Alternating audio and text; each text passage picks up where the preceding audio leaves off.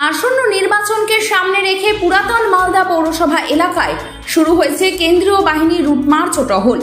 আজ বুধবার শহরের বিভিন্ন স্পর্শকাতর এলাকায় কেন্দ্রীয় বাহিনীর জওয়ানদের টহল দিতে দেখা যায়। তাদের সঙ্গে ছিলেন স্থানীয় মালদা থানার পুলিশ আধিকারিকরাও। প্রশাসন সূত্রে জানা গিয়েছে, নির্বাচনকে শান্তিপূর্ণ ও অবাধ করতে এই টহলের ব্যবস্থা করা হয়েছে।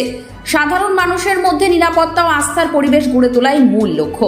এলাকাবাসীর সঙ্গে কথাবার্তা বলেও তাদের নিরাপত্তা সংক্রান্ত বিষয় খতিয়ে দেখেন জওয়ানরা। এদিন পুরাতন মালদার বিভিন্ন ওয়ার্ডে বাহিনীর উপস্থিতি চোখে পড়ে। হঠাৎ করে কেন্দ্রীয় বাহিনীর এই টহলে কিছুটা চাঞ্চল্য সৃষ্টি হলেও অনেকেই এটিকে ইতিবাচক পদক্ষেপ হিসাবেই দেখছেন। প্রশাসনের পক্ষ থেকে জানানো হয়েছে, নির্বাচন প্রক্রিয়া সম্পন্ন না হওয়া পর্যন্ত এই ধরনের টহল অব্যাহত থাকবে।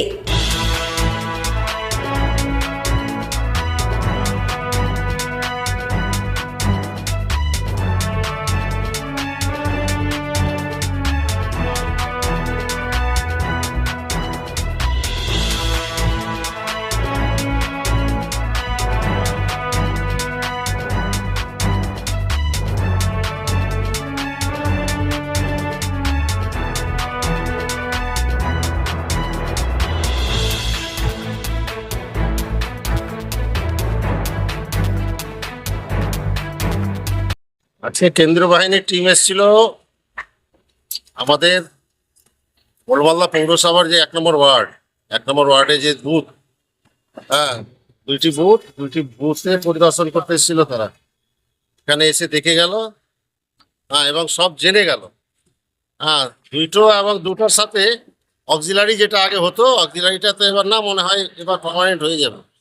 সেই বুথগুলো আপনার দেখালাম আমরা, দেখে গেলে।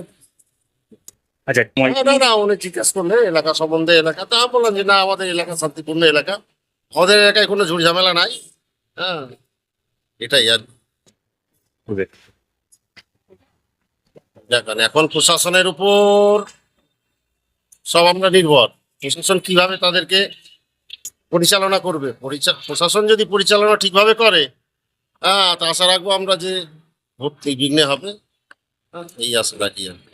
করছেন এটা বললাম, প্রশাসন যেভাবে ব্যবহার করবে সেটা সম্পূর্ণ প্রশাসনের উপর নির্ভর করবে। কলা ও সংস্কৃতিতে নিজের শিশুকে গুণবান তৈরি করতে বিশ্বস্ত ঠিকানা হলো নৈহাটির কলা নিকেতন। এখানে ইন্টারন্যাশনাল লেভেলের প্রশিক্ষণের সাথে পাবেন এক্সিবিশনে প্রমোশনের সুযোগ। শুধু তাই নয়, আর্ট কলেজে প্রবেশ পাওয়ার জন্য আমরাই বিশ্বাসযোগ্য। সমস্ত রকম অঙ্কন শিক্ষা এবং অ্যাডভান্স প্রশিক্ষণের প্রদান করছেন 2022 সালে গিনিস ওয়ার্ল্ড রেকর্ড সম্পন্ন ইন্টারন্যাশনাল আর্টিস্ট রবি কুমার।